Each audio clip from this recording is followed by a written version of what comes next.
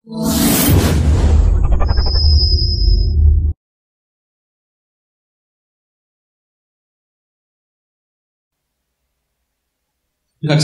3 రాష్ట్రాల్లో వాక్యాన్ని చెప్పే ముందు మీకు దేవుని కాదు, మోకాళ్ళు దేవుడి కాళ్ళు చేసే వచ్చాను, సాష్టాంగ కూడా వస్తా ప్రతిరోజు. దేవుని ప్రజలు, దేవుని సేవకులైన మీకు హృదయపూర్వకంగా శిరస్సు వంచుకొని వాక్యాన్ని శ్రద్ధగా వినాల్సిందిగా ప్రభు పేరిట వేడుకుంటున్నాను, అడుక్కుంటున్నాను, బతిమలు ఆడుకుంటున్నాను. శ్రద్ధగా వినండి.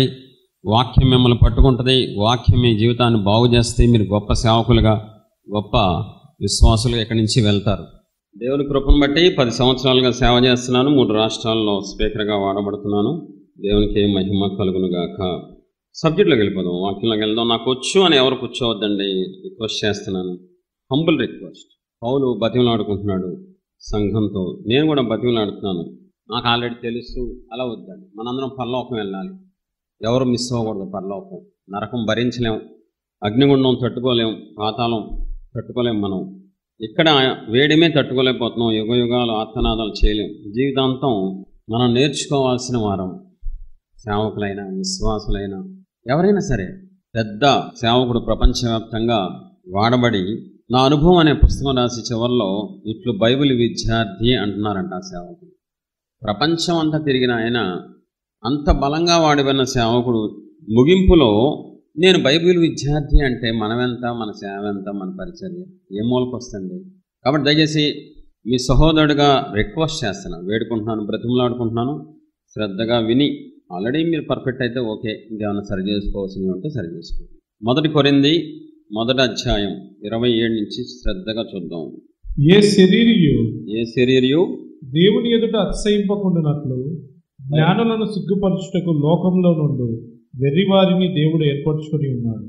బలవంతులైన వారిని సిగ్గుపరచుటకు లోకములో బలహీనులైన వారిని దేవుడు ఏర్పరచుకొని ఉన్నారు. ఎన్నికైన వారిని వ్యర్థము చేయుటకు లోకములో నీచులైన వారిని, తృణీకరింపబడిన వారిని, ఎన్నిక లేని వారిని దేవుడు ఏర్పరచుకుని ఉన్నారు. దేవుని సంగమా, దేవుడు తన ఉద్దేశాన్ని స్పష్టంగా రాయించారు. ఎవరెవరిని ఏర్పాటు చేసుకున్నానో గ్రూప్స్ చెప్పారు. దానికి ముందే అంటున్నారు తెలుసా, దేవుడు వీళ్ళని ఎందుకు ఏర్పాటు చేసుకున్నాను, ఈ 5 గ్రూపులలో నేను ఎందుకు పిలుచుకున్నాను అన్నదానికి స్టార్టింగ్ అద్భుతమైన మాట. ఏ శరీరయు దేవుని ఎదుట అతిశయించకూడదు.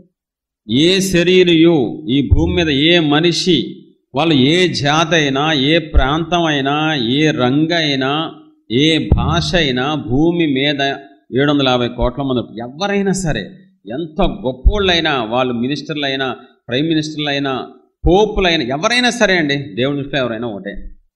ఏ శరీరయు దేవుని ఎదుట అతిశయించకుండునట్లు, చాలా విలువైనది.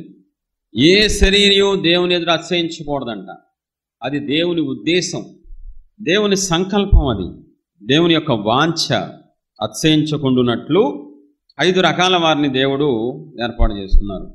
నీచులు, తృణీకరించబడిన వారు, వెర్రివారు, బలహీనులు, ఎన్నిక లేని వాళ్ళు. మీరు ఎప్పుడన్నా ధ్యానించారా? క్రీస్తులోకి రావడానికి ముందు, సేవకులు కాదు విశ్వాసులుగా రావడానికి ముందు మనందరం ఈ గ్రూపుల్లో ఉంటాం. ఖచ్చితంగా వెర్రివారుగా అయినా ఉంటాం, నీచులుగా అయినా ఉంటాం, తృణీకరించబడిన వారుగా అయినా ఉంటాం, బలహీనులుగా అయినా ఉంటాం, ఎన్నిక లేని వాళ్ళైనా ఉంటాం. నేనైతే 5 గ్రూపుల్లో ఉన్నాను. దేవుని ఎదురు చెప్తున్నాను, నేను నీచుణ్ణి, తృణీకరించబడిన వాడిని, వెర్రివాడిని, బలహీనుణ్ణి, ఎన్నిక లేనివాడిని. ఈ 5 నేను ఉన్నాను. దేవుడు అందుకే నన్ను ఏర్పాటు చేసుకున్నాను. నేను చెప్తాను దైవజనుడిగా, మీలో కూడా ఖచ్చితంగా ఈ 5 గ్రూపులు ఎవరొకరు ఉంటారు. దేవుడు అందరూ పాపం చేశారు కాబట్టే యేసుప్రభు వారు సిలువ ఎక్కారు తప్ప కొంతమంది పాపం చేశారని బైబిల్ ఏం చెప్పట్లా. అందరూ పాపం చేశారు, మానవ జాతి అంతా పాపం చేసింది కాబట్టి అందరూ పాపులే కాబట్టి ఖచ్చితంగా ఈ 5 గ్రూపుల్లో ఉంటారంటాను. ఖచ్చితంగా ఉంటాము. నీచుల్లో అయినా ఉంటాం, మనం ఎన్నిక లేని వాళ్ళైనా ఉంటాం, బలహీనుల్లో అయినా ఉంటాం. ఇప్పుడు కాదు, మీరు క్రీస్తునందు బలవంతులుగా ఉన్నప్పుడు మాట్లాడాలి. ఇది ఎప్పుడు ఏర్పాటు చేసుకోకముందు, దేవుడు మనల్ని పిలవకముందు, మనల్ని ఎన్నుకోకముందు ఖచ్చితంగా ఈ 5 గ్రూపుల్లో ఉంటాం. చూడండి ఎంత జాగ్రత్త దేవుడు తీసుకున్నారంటే సంఘమైన మన పట్ల. ఒరే బాబు, మీలో ఎవరు అతిశయించడం నాకు ఇష్టం లేదు కాబట్టి మీలో ఇటువంటి వ్యక్తులను ఏర్పాటు చేసుకున్నాను. కూరగాయల మార్కెట్కి వెళ్ళి కూరగాయలు తీసుకుంటున్నట్టు దేవుడు ఎన్నుకున్న ఒక్కొక్కరు ఆయన సంఘంలో ఇటు వేసుకుంటు, వెర్రి వాళ్ళు కొంతమంది, నీచుల్లో కొంతమంది, ఎన్నిక లేని వాళ్ళు కొంతమంది, తృణీకరించిన వాళ్ళు కొంత, ఇలా ఏరుకొని తీసుకొచ్చారు.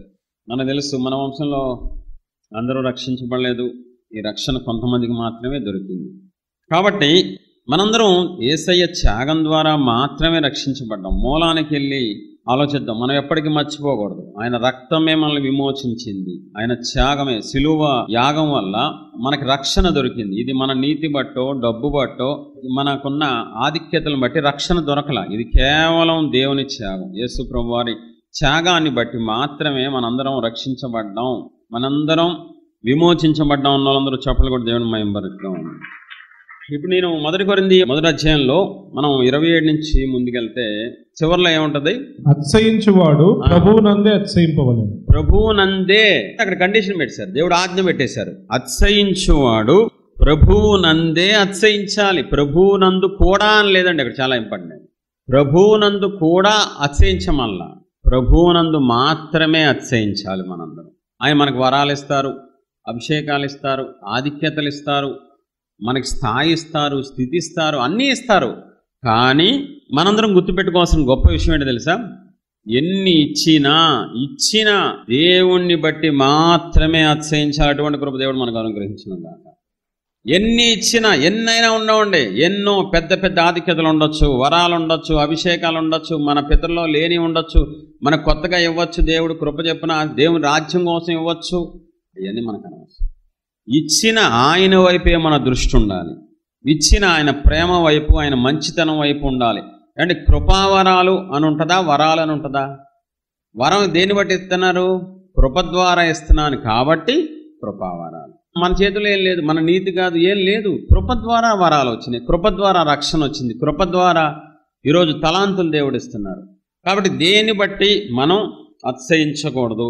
ఇర్మియా గ్రంథం 9వ అధ్యాయం 23-24 వచనాలు. యెహోవా ఇలాగ సెలవిచ్చున్నారు, జ్ఞాని తన జ్ఞానమును బట్టి సూర్యుడు తన శౌర్యమును బట్టి అతిశయించకూడదు. ఐశ్వర్యవంతుడు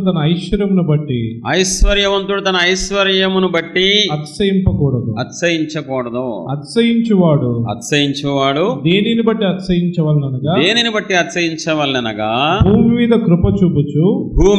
కృప చూపుచు నీతి న్యాయములు జరిగించుచున్న యెహోవాను నేనే అని గ్రహించి నన్ను పరిశీలనగా తెలుసుకున్న బట్టి అతిశయింపవలెను. అట్టి వాటిలో నేను ఆనందించువాడునని యెహోవా సెలవిచ్చున్నాను. ఇప్పుడు దేవునికి ఎవరిని బట్టి ఆనందం? ఎటువంటి సేవకులను బట్టి ఆనందం? ఎటువంటి విశ్వాసులను బట్టి ఆనందం? చెప్పండి ఒకసారి. ఆయన్ని బట్టి మాత్రమే అతిశయించాలి. అసలు ఎంత క్లారిటీ దేవుడు రాయించారండి. జ్ఞాని తన జ్ఞానమును బట్టి ఎట్టి పరిస్థితుల్లో అతిశయించకూడదు. సౌరుడు తన శౌర్యాన్ని బట్టి అతిశయించకూడదు. ఒకవేళ మీకు అందం ఉంటే, మ్యాక్సిమం అందం లేదు ఈ రోజుల్లో అంత, అంటే నాతో చాలామంది ఫోన్ చేసి మెంబర్స్ బయట వాళ్ళు కూడా ప్రేయర్ చేయించుకుంటున్నప్పుడు, లాస్ట్గా నేను అందాన్ని బట్టి అతిశయించినట్టు అసలు నీకు అందం ఎక్కడ ఉంది తల్లి అంట. నేను ఉన్నదాన్ని బట్టి అతిశయించకూడదని దేవుడు చెప్తే, మన మెంబర్లు ఈ మధ్య కొంతమంది లేని దాన్ని కూడా ఉందనుకొని, జ్ఞానం ఉండదు, పూర్తి వెరితనం, అస్సలు ఏముండదు జ్ఞానం. కానీ నేను జ్ఞానవంతుడు అని ఒకప్పుడు ఉన్న వాటిని బట్టి అతిశయించేవాళ్ళు. కాలం పరిపక్వం అయినట్టుంది. లేని వాటిని కల్పించుకొని, అందంగా లేకపోయినా నేను అందగత్తెను, జ్ఞానం లేకపోయినా మాట్లాడటం రాదు, తూ అంటే తారదు, 2 మాటలు మాట్లాడితే 3 బూతులు వస్తాయి. అలాంటి వాళ్ళు కూడా నేను జ్ఞానవంతుణ్ణి, నేను జ్ఞానవంతురాలు అని అతిశయిస్తూ ఉంటారు. అస్సలు అలా చేయకూడదు. ఉన్న వాటినే అతిశయించకూడదు, లేని వాటిని బట్టి అసలు అతిశయించకూడదు. ఇక్కడ భూమి మీద కృప చూపుచు నీతి న్యాయములు జరిగించు దేవుణ్ణి నేనే అని తెలుసు. ఆయన ఇష్టమేంటో చెప్పేస్తున్నారు. ఆయన తన ప్రజలు ఎలా ఉండాలో, ఎలా కోరుకుంటున్నారో దేవుడు తన ఇష్టాన్ని బయట రాయించేశారండి. తెలియకపోతే అనుకోవచ్చు. మీకు అర్థమయ్యేలా చెప్తాను. భార్య భర్తలు ఉన్నారనుకోండి, పెళ్లి రోజు వాళ్ళిద్దరికి భార్య నల్లటి చీర కట్టుకొచ్చింది భర్త దగ్గరికి. ఏమండి హ్యాపీ మ్యారేజ్ డే అంది. ఏమే నల్ల చీర కట్టావేంటి? అదేంటి మీకు ఇష్టమని కట్టా? నేను ఎన్నిసార్లు చెప్పానే నాకు నలుపు అంటే ఇష్టం ఉండదు, నల్లకు సంబంధించి ఇష్టం ఉండదు, నల్ల రూమ్ ఇష్టం ఉండదని. ఇండైరెక్ట్గా చాలాసార్లు నలుపు ఇష్టం లేదని చెప్పాను. స్పష్టంగా మీరు చెప్పలేదు కదా నల్ల చీర ఇష్టం లేదని. చెప్పినప్పుడు భర్తకి ఇష్టం ఏదో లేదో తెలుసుకోవాలి కదా. ఇప్పుడు తెలుసుకోకుండా కరెక్ట్గా భార్యలు కొంతమంది ఏది ఇష్టం లేదో అదే వేసుకొస్తారండి. భలే మంట తీసుకొస్తారు భర్తలకి. ఏ మాట అనకూడదో ఆ మాటే అంటారు. మామూలు అప్పుడు మంచిగా ఏమండి అదండి ఇదండి అన్న భార్య కోపం వచ్చినప్పుడు రెచ్చగొట్టేసి ఏంటి నీ చెల్లికే పెడతావా, మొత్తం నీ చెల్లికే పెడతావా, ఎవరికో కనెక్ట్ అవుతుంది ఇక్కడ, ఏంటి డబ్బంతా తగలెడతావా, మనకి పిల్లలు లేరా, అవునే నా ఇష్టమే నేను సంపాదించానే, ఆ మాట వీరు ఫేట్ ఫేట్ ఫేట్ ఫేట్ అని చెప్పేది మొత్తం అయిపోయింది. అది వచ్చి అబ్బా అనవసరంగా అన్నాను బాబు, ఎందుకు అలా రెచ్చగొట్టుకోవటం, అక్కడ కొంచెం కంట్రోల్గా ఉంటే సరిపోద్ది కదా. ఆడెవడనో నేను అడిగాను, ఎవరు ఎలా పుట్టావురా, నాకు నేనుగా పుట్టారు, నాకు నేనుగా పెరిగింది, నాకు ఎవడు లేడు, నేనే మెయిన్ అంటే ఎంత అసహ్యంగా ఉంటుందండి. మనం ఎలా పుట్టాము, మన మూలానికి వెళ్ళాలి. ఎవరు మనల్ని పుట్టించారు చాలా ఇంపార్టెంట్ కదా. మనల్ని దేవుడు పుట్టించారు, మనకు మనంగా పుట్టలేదు, మనకు మనంగా పెరగలేదు. హైట్ మన చేతిలో ఉందా, రంగు మన చేతిలో ఉందా, మన ఊరు మన చేతిలో ఉందా, మన తల్లిదండ్రులు మన చేతిలో ఉన్నారా, మన తోడబుట్టిన మన ఏది మన చేతిలో ఉందండి? అంత దేవుడే కదా డిసైడ్ చేసి మనల్ని పుట్టించి పెంచి మాటలిచ్చి జ్ఞానమిచ్చి అన్నీ ఇచ్చిన ఆయనే కదా. అన్నీ ఇచ్చిన సృష్టికర్తని మనం ధ్యానించాలి, తెలుసుకోవాలి. ఎంతసేపు దేవుడి చేతుల్లో ఏమున్నాయి లాక్కుందాం, ఆశీర్వాదాలు, ఈ గోలే కాకుండా అసలు దేవుడు ఎవరు, ఎంత గొప్ప దేవుడు, మనల్ని ఎలా సృష్టించారు. చూడండి, దావీదు అంటే దేవుడికి ఎందుకు ఇష్టం ఒకసారి చూద్దాం. 139వ కీర్తన 13-14 వచనాలు. నా అంతరింద్రియములను మీరే కలుగజేసితిరి, నా తల్లి గర్భమందు నన్ను నిర్మించిన వాడు మీరే. మీరు నన్ను కలుగజేసిన విధము చూడగా భయమును ఆశ్చర్యమును నాకు పుట్టుచున్నవి. అందును బట్టి నేను మీ కృతజ్ఞతాస్తుతులు చెల్లించున్నాను. మీ కార్యములు ఆశ్చర్యకరములు, ఆ సంగతి నాకు బాగుగా తెలిసి ఉన్నది. సరే, దావీదు సాఫ్ట్వేర్ ఎంప్లాయ్ అనుకుంటా. ప్రాజెక్ట్ అయిపోతే నెక్స్ట్ ప్రాజెక్ట్ మధ్యలో గ్యాప్లో ధ్యానిస్తున్నాడా? చెప్పాలి. దావీదు ఎవరు? రాజు, దేశాన్ని పరిపాలించే రాజు. ఏం ఆలోచిస్తున్నాడంటే, అసలు నేను ఎలా పుట్టా, నన్ను ఎవరు పుట్టించారు, నాలో అంతరింద్రియాలు కలుగజేసింది ఎవరో. నీకు అర్థమవుతుందా? ఎక్కడికో వెళ్ళిపోయి ఎంత క్లారిటీగా నా అంతరింద్రియములు కలుగజేసిన వాడు నీవే అయ్యా, నన్ను మీరు కలుగజేసిన విధానం చూడగా ఆశ్చర్యమును భయమును పుట్టుచున్నది. అంటే దేవుణ్ణి పరిశీలిస్తున్నాడా లేదా, దేవుణ్ణి ధ్యానిస్తున్నాడా, దేవుని శక్తి సామర్థ్యాలు, దేవుని మహిమేంటో గొప్పతనం ఏంటో దావీదు పసిగట్టి తెలుసుకొని నేర్చుకొని మనందరికీ ఉపయోగపడేలాగా దేవుని ఆత్మ కలిగి రాశాడు. ఈరోజు మనం ఏదో బయట అన్యుల్లాగా ఇది లైఫ్ సర్కిల్ అండి, పుడతాము గిడతాము అవన్నీ మనకెందుకు, అన్యులాగా మనం ఎలా మాట్లాడతాం. మనకి పరిశుద్ధ గ్రంథం ఉంది, మనకి దేవుడు బోధకులను ఇచ్చారు. మనకి చిన్నప్పుడు మాటలు ఎవరిచ్చారండి? మా అమ్మ మాట్లాడు అంటే మాట్లాడేశా నేను. ఇప్పుడు పిల్లల్ని అరే పలకరా బాబు, సంవత్సరం అయింది, 2 ఏళ్ళు అయింది, ఆడు మాట్లాడుతున్నాడు, పిల్లవాడు ఈడు మాట్లాడుతున్నాడు, పలుకు అనగానే లోపల నుంచి తనుకుని వచ్చేది కదా. అలా ఉందా బైబిల్లో? చూడండి సార్, నిర్గమకాండం 4వ అధ్యాయం 11వ వచనం. ఇందులో చాలా నేర్చుకోవచ్చు, మనం జీవితాంతం గుర్తుపెట్టుకోవాలి. యెహోవా మానవునకు నోరిచ్చిన వాడు ఎవడు? మానవునికి నోరిచ్చిన వాడెవడు? మూగవాడినే గాని, చెవిటివాడినే గాని, దృష్టి గలవాడినే గాని, గుడ్డివాడినే గాని పుట్టించిన వాడెవడు? యెహోవానైనా నేనే కదా. ఒక్క వచనంలో ఎంత నేర్చుకోవచ్చు అంటే, మనం దేవుడు అంటున్నారు, మోషే నేనే కదా మాటలు ఇచ్చేది మనిషికి, నేనే కదా ప్లస్ అయినా మైనస్ అయినా, మాటలు ఇవ్వగలను, మాటలు ఆపేయగలను, దృష్టి ఇవ్వగలను, దృష్టి తీసేయగలను. ఇప్పుడు నెగిటివ్ వద్దు, మనకి మాటలు ఎలా వచ్చినాయి? ఈరోజు అనర్గళంగా మనం మాట్లాడుతున్నాం. మూలానికి వెళ్తే ఎవరిచ్చారు? దేవుడిచ్చారు. దృష్టి ఈరోజు ఇక్కడి నుంచి ఎక్కడో చూస్తున్నాం. ఇదంతా ఈ అంతరింద్రియాలు కానీ, ఈ పనిచేసే విధానం కానీ, ఇవన్నీ ఎవరిచ్చారు? కానీ ఈరోజు అది గుర్తుందా మనకి?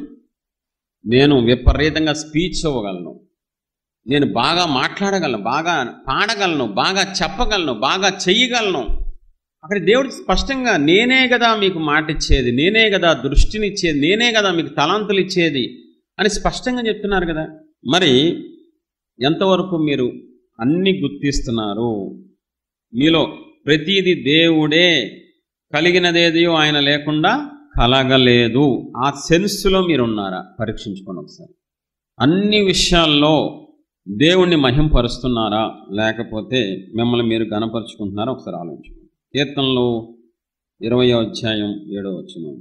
కొందరు రథములను బట్టి కొందరు గుర్రములను బట్టి అతిశయపడుదురు, మనమైతే మన దేవుడైన యెహోవా నామమును బట్టి అతిశయపడుదాము. కొందరు రథములు బట్టి తొందములు, కొందరు గుర్రములు. వాళ్ళకున్న వాటిని బట్టి అతిశయిస్తారు. ఖచ్చితంగా బెంజ్ కారు ఉన్నవాడు ఇప్పుడు అతిశయించడా? బెంజ్ కారు ఉందని. బిల్డింగ్ ఉన్నవాడు, పెద్ద పెద్ద ఉద్యోగాలు ఉన్నవాళ్ళు, వాళ్ళు అన్యులండి. వాళ్ళకి సత్యం తెలియదు కాబట్టి ఖచ్చితంగా వాళ్ళకున్న వాటిని బట్టి హడావుడి చేస్తారు. మనం ఎవరం? దేవుని పిల్లలమా అన్యులమా? చెప్పాలి. మరి మనకు సత్యం తెలుసు కదా. బలం ఇచ్చేది ఎవరు? జ్ఞానం ఇచ్చేది ఎవరు? శక్తి ఇచ్చేది ఎవరు? అన్ని దేని ద్వారా వస్తున్నాయి? దేవుడే. దేని ద్వారా ఇస్తున్నారు? కృప ద్వారా. అది మర్చిపోకూడదు మనం. కృప ద్వారానే అన్నీ వస్తున్నాయి. అన్యులకి సత్యం తెలియదు, అవునా? అందుకనే ఏం మాట్లాడతారు తెలుసా? అన్యులు తల్లిదండ్రులు దేవుడితో సమానం అంటారు, మా గురువు గారు దేవుడితో సమానం, మా ఉపాధ్యాయులు దేవుడితో సమానం. వాళ్ళు భయంకరంగా దేవుణ్ణి మనుషులతో ఈక్వల్ చేసేస్తారు, పాపం చేస్తారు, తెలియదు కాబట్టి వాళ్ళకి. ఇంకేమంటారు కొంతమంది? పనే దైవం అంట. పని దైవమా? ఇప్పుడు చూడండి, వాళ్ళకి సత్యం తెలియదు కాబట్టి తల్లిదండ్రులు దేవుడు కాదు, ఫస్ట్ తల్లిదండ్రులు. దేవుడు కనబడతారు, తల్లిదండ్రులు కనబడతారు కాబట్టి దేవుడు కాదు, వీళ్ళకి మొక్కు మొక్కు అని మొక్కు చేస్తారు. అవునా కాదా? ఇప్పుడు చూడండి, బట్టల షాపు ఓనర్లు కార్డు మీద ఒకటి రాసి పంపిస్తారు, కస్టమర్ దేవుళ్ళకి కృతజ్ఞతలు, పండగ శుభాకాంక్షలు అంటారా? నా డౌట్ ఏంటంటే, కస్టమరే దేవుడైతే ఎందుకు కొనుక్కుంటున్నాడు? లాజిక్కే కదా. కస్టమర్ దేవుళ్ళకి అన్నారు కదండి. కస్టమరే దేవుడైతే ఓం బి బుష్ అనగానే పెద్ద చంద్రబాబు వస్తుంది కదా, పాయింటే కదా. ఓం షాప్ షిప్ అనగానే షాప్ వచ్చేస్తుంది, ఎందుకంటే దేవుడు కదా. వాళ్ళకి తెలియదు. కొంతమంది తెలిసి అలా అంటారు, కొంతమంది తెలియక మాట్లాడతారు. కొంతమంది బిస్కెట్ వేయడం కోసం కస్టమర్కి బిస్కెట్ వేసి వాళ్ళ దగ్గర నుంచి 2 చీరలకి 3 చీరలు ఫ్రీ అని చెప్పి 6 చీరలు డబ్బులు తీసుకుంటారు వాళ్ళు. ఇప్పుడు ఎవరికి లాభం, ఎవరికి నష్టం? ఏమంటాడు పిచ్చోడయ్యి మరి సగానికి సగం 50% మీకు కన్సెషన్, 89% నీకు కాబట్టి. అక్కడ బాగానే చెప్పాడు, నీకు కాబట్టి వేస్తున్నాను బ్యాండు, వేరే వాళ్ళకి అయితే వేయట్లేదు అంటున్నాడు. మనం అది అర్థం చేసుకోకుండా నీకు కాబట్టి అనే పదం నచ్చేసి వెళ్ళిపోతాం మనం, అంతే. వాళ్ళు అన్యులు కాబట్టి, వాళ్ళకి తెలియదు కాబట్టి, లేదంటే వాళ్ళ అవసరాన్ని బట్టో అలా మాట్లాడతారు. మనం అలా మాట్లాడకూడదు. మనకు దేవుడు ఉన్నారు, మనందరం ఆయన స్వరూపం, ఆయన పోలిక, మనకి పరిశుద్ధ గ్రంథం ఉంది. ఎలా పుట్టాము, ఎలా పెరిగాము, ఎవరి ద్వారా ఏమేమి వస్తున్నాయి, పూర్తి క్లారిటీ బైబిల్లో ఉంది కదండి, అవునా కదా? కాబట్టి మనం చాలా జాగ్రత్తగా ఉండాలి, చాలా చాలా జాగ్రత్తగా ఉండాలి. ఇప్పుడు మనందరం పరిశీలించుకున్నామా? వాక్యపు వెలుగులో మనం దేవుని బట్టి అతిశయిస్తున్నామా, లేక దేవుడిచ్చిన వాటిని బట్టి అతిశయిస్తున్నామా అన్నది ఈరోజు మూల వాక్యం. ఈరోజు మెయిన్ సబ్జెక్ట్ అదే. అందరం పరిశీలించుకుందాం. సేవకులు, విశ్వాసం తేడా లేకుండా అందరం దేవుని పిల్లలమే కాబట్టి జాగ్రత్తగా. దేవుని తీర్పు దినం చాలా భయంకరంగా ఉంటుంది కాబట్టి మనందరం తగ్గించుకొని ఒక్కొక్క వ్యక్తిని చూపిస్తూ ఉంటాను బైబిల్లో. మనం అలా ఉన్నామా లేమా ఈరోజు పరిశీలించుకొని సరి చేసుకొని ఇక్కడి నుంచి వెళ్దాం.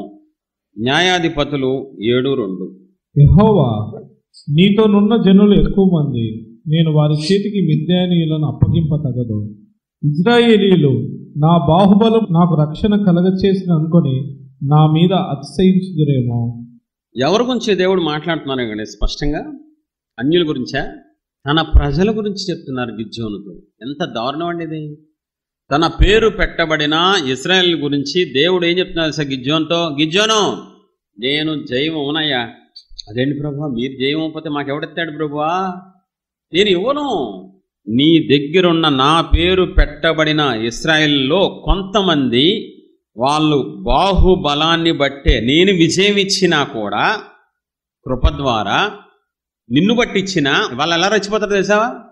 నా బాహుబలమే నన్ను రక్షించిందని వాళ్ళు నా మీద అతిశయిస్తారు. అబ్బా, ఆ మాట నన్ను చాలా కదిలించిందండి. చాలా కర్ణ కఠోరంగా ఉందండి బాబా ఆ మాట. నాయకుడైన నీ మీద అతిశయిస్తారంటే అది వేరేగా ఉండేది. అది కూడా అతిశయించకూడదు. పిల్లలు పెద్దోళ్ళ మీద అతిశయించడం చండాలంగా, స్టూడెంట్ టీచర్ మీద అతిశయించడం ఉంటుంది, అసహ్యంగా ఉంటుంది. అక్కడ అలా కూడా లేదు. అదే దారుణం. అంటే వాళ్ళు నా మీదే అతిశయిస్తారు. నా మీద ఉందా? ఎవరి మీద అతిశయిస్తారంటే ఇశ్రాయేలీయులు దేవుని మీద. మళ్ళీ చూడండి ఒకసారి, మీకు ఇది బాగా ఉపయోగపడుద్ది. 7:2 న్యాయాధిపతులు 7:2. ఆయన ఏ ఫీలింగ్తో చెప్తున్నారు, ఎవరి గురించి చెప్తున్నారు చాలా ప్రాముఖ్యం. యెహోవా నీతో ఉన్న జనులు ఎక్కువ మంది నేను వారి చేతికి మిద్యానీయులను అప్పగింప తగదు. ఇశ్రాయేలీయులు నా బాహుబలము నాకు రక్షణ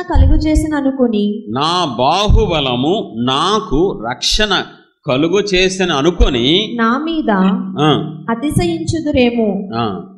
ఎంత మాట అండి అది! అసలు నీకు అది చిన్నగా ఉందేమో, నాకు అది నా వల్ల కావట్లేదు, అది జీర్ణించుకోలేకపోతున్నాను. దేవుని ప్రజలు ఇప్పుడు వాళ్ళకున్న బలాతిశయాన్ని బట్టి, వాళ్ళకున్న బాహుబలాన్ని బట్టి ఎవరి మీద అతిశయిస్తారంట? దేవుని మీద. అందుకని నేను ఉన్నాయా వాళ్ళకి ఉన్న విజయం. నువ్వు ఫిల్టర్ చేసే దానిలోంచి దేవుని ఉద్దేశం మనం తెలుసుకోవాలి. ఆ వచనంలోంచి దేవుని మనస్సు ఏం కోరుకుంటుంది? మనం అతిశయించకుండా ఉండాలని కోరుకుంటుంది. ఇశ్రాయేలు దేవుని జనాంగం కాబట్టి ఖచ్చితంగా దేవుడు వాళ్ళకి బలం ఇచ్చారు, బాహుబలం ఇచ్చారు, శక్తి ఇచ్చారు, జ్ఞానం ఇచ్చారు. అలాగని చెప్పి దేవుని మీద అతిశయించకూడదు కదా, అన్యాయం అక్రమం అయిపోద్ది. అంతెందుకండి, మనమే ఎవరికైనా నేర్పించామనుకోండి, పాఠాలు, సబ్జెక్టు, మ్యూజిక్, పాటలు, ఏదో ఆత్మీయంగా వాళ్ళు నా దగ్గరికి వచ్చి నీకంట నేను బాగా వాయించగలనంటే మీకు ఎలా ఉంటుంది? మామూలుగా చితక బాధేస్తాం తెలుసా. ముందు చితక బాధేస్తారు, సారీ ఏమనుకోవద్దు, కొంచెం ఆవేశంలో కొట్టేశాను. మనమే తట్టుకోలేము. ఆఫ్టర్ ఆల్ మనుషులు, వాళ్ళు మనిషే, మనం మనుషులు, మనమే భరించలేము. దేవుడికి ఇంకెంత కోపం వస్తాయి, సృష్టికర్తకి ఇంకెంత రగిలిపోద్ది చెప్పండి. ఆయన ప్రేమస్వరూపి, అదే టైంలో ఆయన భయంకరుడు అండి. ఆయన మహా ఉగ్రుడు, మహా భయంకరుడు ఉంటుంది బైబిల్లో. 2 కోణాలు ఉంటాయి దేవుళ్ళలో. కాబట్టి ఈ పరిస్థితుల్లో మనకున్న వాటిని బట్టి బలమైన శక్తి అయినా ఏదైనా సరే, వాళ్ళు ఎగ్జాంపుల్ చూపించాను. ఇప్పుడు ఎలా ఉన్నారు క్రైస్తవులు?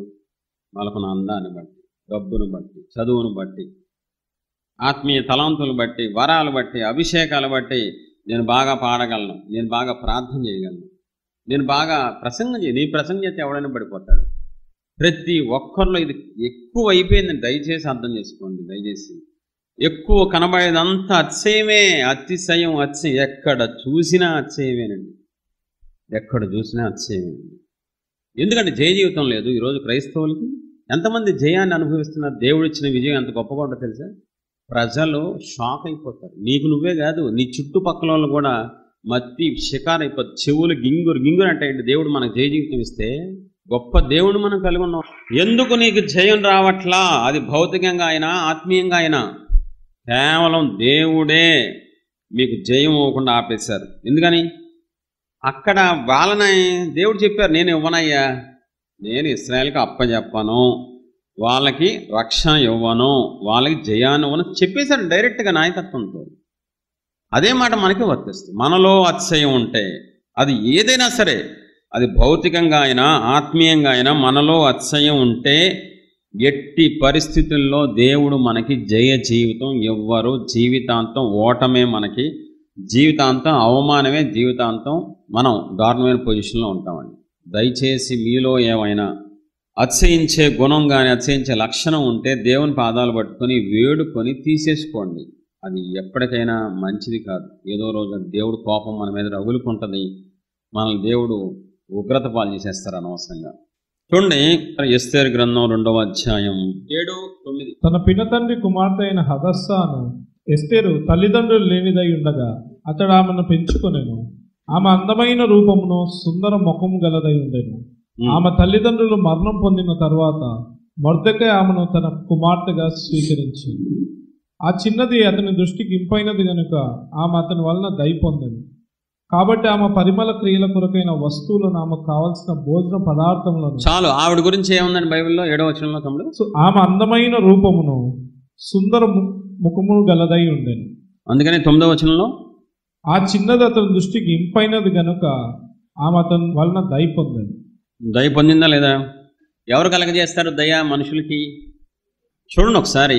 ఇప్పుడు ఎస్తేరు రెచ్చిపోవచ్చు కదా, నేను అందగత్తే, నేను ఇంతమంది కన్యకులు వస్తే నేను సెలెక్ట్ అయ్యాను, నేను రాణి అయ్యాని రెచ్చిపోవచ్చా? కానీ రెచ్చిపోవట్లేదు. చక్కగా దీనురాలుగా ముందు ఎలా ఉందో రాణి అయిన తర్వాత కూడా అదే దీనత్వం అండి. రాణి ఒక దేశానికి, అది మామూలు ఆస్థానం కదా, చాలా పెద్ద ఆస్థానానికి రాజుగారి భార్య రాణి అయినా ఆవిడలో మార్పు లేదండి. ఎందుకని? ఆవిడ గ్రహించింది, ఈ అందం దేవుడిచ్చారు, ఈ సౌందర్యం దేవుడిచ్చారు, ఈ రూపం దేవుడిచ్చారు. ఈరోజు భయంకరంగా తయారైంది క్రైస్తవ్యం. కొంచెం ఫేర్గా ఉంటే మిగతా ఛీ, ఇంకా రంగు ఉంటే రంగు లేని వాళ్ళని చూస్తే చీపు, డబ్బు ఉంటే డబ్బు లేని వాళ్ళు చీపు, కారు ఉంటే సైకిల్ వాళ్ళని చూస్తే చీపు. ఎంత దారుణం అండి, ఎంత అన్యాయం అండి బాబు. ఇశ్రాయేల్ ద్వారా మనం నేర్చుకోవాల్సిన పాఠం ఏంటి? ఇశ్రాయేలు వాళ్ళకున్న వాటిని బట్టి అతిశయించే గుణం ఉంది కాబట్టి దేవుడు వాళ్ళకి జయం అవ్వలేదు, వాళ్ళని ఫిల్టర్ చేసి ఇంటికి పంపించేశారు. ఇంటికి పంపితే ఏముంటుందండి, చెప్పుకుంటానికి జయం లేదు, ఏం లేదు. ఎవరైతే 300 మంది అతిశయించలేదో, దేవుని బట్టి అతిశయించారో వాళ్ళకి జయ జీవితం ఇచ్చి వాళ్ళ ఆనందానికి అవధులు లేకుండా దేవుడు చేశారండి. ఇప్పుడు చూడండి, చాలామంది మనం వింటూ ఉంటాం, గుర్తుందా? అన్యుల్లో వింటాం, మన వాళ్ళు కూడా. అరే నీకు చాలా టాలెంట్ ఉంది కదరా, పైకి రావట్లేదేంటరా? అమ్మ నువ్వు చాలా ప్రార్థనా పర్రాలు కదా, నువ్వు పైకి ఎందుకు రావట్లేదు, ఆశీర్వాదం చూడట్లేదంటే వాళ్ళు అంటారు తెలుసా, నన్ను ఎవరో తొక్కేస్తున్నారు, దేవుడు తొక్కేస్తున్నారు నిన్ను. అంతే సింపుల్. దేవుడే తొక్కేస్తున్నారు, మనుషులుగా తొక్కేసేది దేవుడే తొక్కేస్తున్నారు. ఆయనకి అస్సలు గర్వం అంటే ఇష్టం ఉండదు, అహంకారం అంటే అస్సలు ఇష్టపడ, ఆయన తట్టుకోవాలి, చిరాకు ఆయనకి. మీకు ఇష్టం లేని వంటకం మీ ముందు పెడితే మీ ఫేస్ ఎలా ఉంటుంది? మీకు నచ్చని మనిషి కానీ, మీ శత్రువు వచ్చినప్పుడు మీకు ఇష్టం లేని వంట, మీకు ఇష్టం లేనిది ఏదైనా నచ్చని మీ ముందు పెడితే ఎంత హాయిగా, సూపర్ హాయిగా బాగుందంటారా? చచ్చిదే దానిపై బొబ్బడే బామనే మరి మళ్ళీ అదెందుకు వచ్చింది ఇంట్లోకి అంటారా? దేవుడు కూడా గర్వం కనబడిన, అహం కనబడిన చెప్పో పనికి మళ్ళీ బయట చదివే బయట బాగుంది, నేను దీనుణ్ణి, నా పిల్లలు కూడా దీనులుగా ఉన్నారు, ఆయన కోరుకునేది అది. కాబట్టి ఇశ్రాయేల్ ద్వారా మనం నేర్చుకోవాలి, మనకున్న దేనిని బట్టి అతిశయించినా దేవుడు మనకి జయ జీవితం ఇవ్వరో. మనం బలవంతంగా తీసుకునేది ఉండదు జయ జీవితం, అది ఆయన ఇవ్వాలి. రక్షణ అయినా, సమాధానం అయినా, జయ జీవితం అయినా, గెలుపు అయినా దేవుడిస్తేనే వస్తుంది. మనందరం జాగ్రత్త పడదాం. ఈ రోజు నుంచి దేవుడు అటు కృప మనకి ఇచ్చునుగాక. రెండో వ్యక్తిని చూపిస్తాను చూడండి, ఆదికాండం 11:4. మరియు వారు మనము భూమి ఎంతంతటా చెదిరిపోకుండా ఒక పట్టణమును ఆకాశమునంటూ శిఖరం గల ఒక గోపురమును కట్టుకొని పేరు సంపాదించుకుందాము రండని మాట్లాడుకునగా. సూపర్ అండి, సూపర్. అయ్యగారు పేరు సంపాదించుకుంటాడంట నిమ్మరోజు గారు. చూడండి, ఇప్పుడు ఒక పెద్ద గోపురం కట్టేసుకుందాం, పేరు సంపాదించుకుందాం అనగానే అక్కడ భలే ఉంటుందండి. బైబిల్లో రాయించారు జరిగిన దాన్ని. దేవుడు దిగి వచ్చారంట ఈ కట్టడాన్ని చూడటానికి కోసం. దేవుడు దిగి రావడం పరలోకం నుంచి చూడొచ్చు కదా, ఆయన మహిమ గల దేవుడు, సృష్టికర్త. కాదు అసలు వీళ్ళు ఏం చేస్తున్నారని చూద్దాం. ఆదికాండం 11:5. యెహోవా నరుల కుమారులు కట్టిన పట్టణమును గోపురమును చూడ దిగి వచ్చాను. అప్పుడు యెహోవా, ఇదిగో జనము ఒకటే, వారికి అందరికీ భాష ఒకటే, వారు ఈ పని ఆరంభించి ఉన్నారు. ఇక మీదట వారు చేయదలిచి ఏ పని అయినను చేయకుండా వారికి ఆటంకం ఏమీ ఉండదు. గనుక మనం దిగిపోయి వారిలో ఒకటి మాట ఒకటికి తెలియకుండా అక్కడ వారి భాషను తారుమారు చేయదమని అనుకున్నాను. ఇప్పుడు నేను అంటాను, మిఖాయిల్ని పంపించచ్చుగా, దేవదూతలు ఉంటారు ఆయన సమ్ముఖంలో, మరి చెదరగొడడానికి మిఖాయిల్ని పంపించచ్చుగా. దేవుడు కదండి. అమెరికా ప్రెసిడెంట్ ఉన్నాడు కూడా, ఆయన ఎంటర్ అవుతాడా, దిగుతాడు ఆయన? బొచ్చుడు మంది ఉంటారు, లెక్కలేనంత మంది ఆఫీసర్లు ఉంటారు, లేకపోతే వాళ్ళు ఉంటారు. వెళ్ళరా నాశనం చేసే, బుల్డోజర్తో బిల్డింగ్ పడగొట్టే అంటారు కదా. మరి ఇప్పుడు దేవుడే దిగి రావడం ఏంటి? మీరు ఇక్కడ ఆలోచిస్తున్న పాయింట్, దేవుడే స్వయంగా అహంకారంలోని గర్వాంధులను అనగదొక్కడానికి దేవుడు దిగొస్తారండి. అంటే ఎంత మండితే దిగొస్తారు ఆయన, మీకు అర్థమవుతుందా? కొంతమందిని తిట్టే ఛాన్స్ వచ్చింది అనుకోండి, వాళ్ళు మిమ్మల్ని బాగా బాధ పెట్టారనుకో, నేను తిడతా, ఆడిని నేను తిడతా, ఆడు నన్ను మోసం చేశాడు, నేనే పగ తెచ్చుకుంటా, నేనే డ్రగ్గులు నేను అంటాం కదా. ఎగ్జాంపుల్ చెప్తున్నా. ఇప్పుడు దేవుడికి ఎంత మండిందంటే బాబేలు గోపురాన్ని బట్టి, నిమ్మరోజును బట్టి, నేను కిందకెళ్ళి ఆడంతు చూస్తాను. ఆయన రామక్కర్లేదు యాక్చువల్గా, ఆయన మహిమ గల దేవుడు, ఆయన దగ్గర దేవదూతలు ఉంటారు, ఎవరైనా పంపించదు. ఎంత మండిందంటే ఆయనే రంగంలోకి వచ్చి ఎంత మండిపోయిందండి దేవుడు. ఇంకా అర్థమవుతుంది, ఇది చాలా ఇంపార్టెంట్. ఆయన కోపం ఏ లెవెల్లోకి వెళ్ళిపోయిందో, ఆయనకి ఎంత రగిలితే భూమి మీదకి వచ్చి ఆయనే చెడగొట్టారో ఒకసారి ఆలోచించి. పేరు సంపాదించుకోవడం ఏంటండి? పేరు సంపాదించుకోవడం ఏంటి? ఆ మనసే దరిద్రమైన మనసు. పేరు సంపాదించుకోవాలి అంటే ఇంకా అయినట్టే, బతుకు బస్ స్టాండ్ అయిపోయింది. నిమ్రోదు బ్యాచ్ మీద దేవుని కోపం రగిలిందండి. మొత్తం గోపురం మధ్యలో అయిపోయింది. అప్పుడు దాకా కట్టిన మెటీరియల్ అంతా వేస్ట్ అయినా, ఎన్ని ఇల్లు కట్టుకోవచ్చు? వేస్ట్ అయిపోయింది. బలం వేస్ట్ అయింది, మెటీరియల్ వేస్ట్ అయిపోయింది, సమయం వేస్ట్ అయిపోయింది. నిమ్రోదులోంచి మనం చాలా నేర్చుకోవచ్చండి. మనం గనక నిమ్రోదు వలె పేరు సంపాదించుకోవాలని పరిచర్య చేసినా, భక్తి చేసినా, మధ్యలో ఆపేస్తారు దేవుడు. అది ఎంత పైకి వెళ్ళిన పరిచర్య అయినా సగంలో అయిపోద్దండి. దేవుడు తలుచుకుంటే ఎంతసేపు పడుద్దండి, పడగొడతాం, చాలా ఈజీ ఉఫ్ఫండి పడిపోద్ది. ఆలోచించండి ఒకసారి. కొంతమంది పేరు కోసమే పరిచర్య చేస్తారండి బాబు, పేరు కోసమే భక్తి చేస్తారు. ప్రార్థన సంఘంలో చేస్తారు, ఇంట్లో చేరు. సంఘంలో అరుస్తానికి ఇష్టం, సంఘంలో నాకు ఇస్తారా ప్రార్థన, నాకు పాటిస్తారా. ఇంట్లో ఆరాధన చేసుకో, దేవుడి దగ్గర కన్నీళ్లు గార్చు. నువ్వు నిజంగా ప్రార్థనా పరుడు అయితే, ఆరాధకులు అయితే ఎందుకు స్టేజీ మీదే కనబడాలనుకుంటావు? న్యాయమా? మాకు భలే వస్తాయండి. నేను క్షమించిన నా అపార్థం, సేవకుల్ని నేను అంత గొప్పవాడిని కాదు, కానీ మన సేవకులం, దేవుని ప్రతినిధులం మనం. మనకంటూ దేవుడు భూమి మీద ఆధిక్యత ఇచ్చారు. ఓ పాట ఇస్తారా, అక్కడ పరిస్థితి బాగోపోయినా ఓ పాట ఇస్తారా అని అడుగుతారు. అంటే ఎందుకు ఆ మనస్సు? ఆరాధన ఎవరి ముందు చేయాలండి? దావీదు ఎవరి ముందు చేశాడు? అడవులో ఎవడూ చూడట్లేదు, దేవుని ముందు ఆరాధన చేశాడు. దేవుడు హృదయం గెలుచుకున్నాడు, ప్రపంచ చరిత్రలో మిగిలిపోయాడు దావీదు. ఈరోజు స్టేజీ ఎక్కాలి, మైక్ కావాలి, విశ్వాసులకు అదే పిచ్చి. సేవకులు కొంతమంది అందరికీ అంటలేదు, నేనే ఒకరిని అంటలేదు, ఎవరైనా అలాంటి వాళ్ళు ఉంటే సరి చేసుకోండి. మనం ఎవరికి కనబడాలి? దేవుడు కనబడాలి. మన ఆరాధన దేవుడిని సంతోషపెట్టాలి. మన ప్రార్థన ఇస్తే తీసుకోండి, సేవకులు ఇస్తే ఖచ్చితంగా తీసుకోండి, పాడబడండి. కానీ పేరు సంపాదించడం కోసం ప్రార్థన చేస్తాను, పేరు సంపాదించడం కోసం కొత్త పదాలు వాడతానంటే దేవుడి దృష్టికి ఎంత వేస్తారని. ఒరే ఎందుకురా నటిస్తావు, ఎందుకమ్మా అలాగా? నేను వింటున్నాను కూడా, కొంచెం భయం కూడా ఉండదా నీకు? ఆయన ఆత్మస్వరూపి, ఆయన ముందే మనం వేషాలు ఎత్తే, ఆయన ముందు కుప్పుగంతులు ఎత్తే ఎంత అసహ్యంగా ఉంటుందండి. పేరు పేరు పేరు పేరు కోసమే ప్రాకులాడిపోతున్నారు క్రైస్తవ్యం. పేరు కోసమే కొత్త వేషాలు వేయటం. నేను కొత్తగా చేయాలి, వాళ్ళు చేసినట్టు నేను చేయకూడదు. కొత్తగా పాట రాయాలి, కొత్తగా మ్యూజిక్ చేయాలి, కొత్తగా. ఆ కొత్తదనం తప్పేం కాదు, కొత్తదనం ఉండాలి. ఆ కొత్తదనం దేవుని మహింపరిచేదిగా ఉండాలి, ఆ కొత్తదనం దేవుని ఘనత తెచ్చేదిగా ఉండాలి. దయచేసి పేరు సంపాదించుకున్న ఆలోచన వస్తేనే దేవుడి కోపం వచ్చేస్తుంది. దేవునికి మహిమకరంగా మన పరిచర్య ఉండాలి, మన భక్తి దేవుని సంతోషపెట్టాలి, దేవుడిని గణపరచాలి, దేవుడికి మహిమ రావాలి. ఆయన ఇస్తారు మనకి పేరు, ఖచ్చితంగా ఆయన గణపరిచే దేవుడు. ఆయన ఏమి నన్ను మాత్రమే గణపరచాలి, ఎంత మంచి వాగ్దానం అండి. నన్ను గణపరిచేవారిని నేను గణపరుస్తాను. ఆయన గణపరిచే దేవుడు, హెచ్చించే దేవుడు. మనం తప్ప ఆయనకి ఎవరున్నారండి? ఆ మాట భలే నచ్చిందండి. మనకంటే కుటుంబాలు, బామ్మరుదులు, అత్త, పిన్ని అని దేవుడికి మనమే సర్వస్వం, మొత్తం మనమే ఆయన స్వరూపం, మనమే ఆయన స్నేహితులు, మనమే ఆయన పిల్లలం, అన్నీ మనమేనండి. కానుకిస్తే చెప్పమంటారు, పాస్టర్ని సాగు కొట్టేస్తారు విశ్వాసులు. పాస్టర్ గారు చెప్పండి నోమదాలు చెప్తాం, మా పాస్టర్ల బాధ ఇది. విశ్వాసం కానుకిస్తే చెప్పాలి, చెప్పకపోతే కోపం, పరిచయం చేస్తే చెప్పాలి. మనసు ఏం కోరుకుంటుంది? నేను చేసింది చెప్పాలి.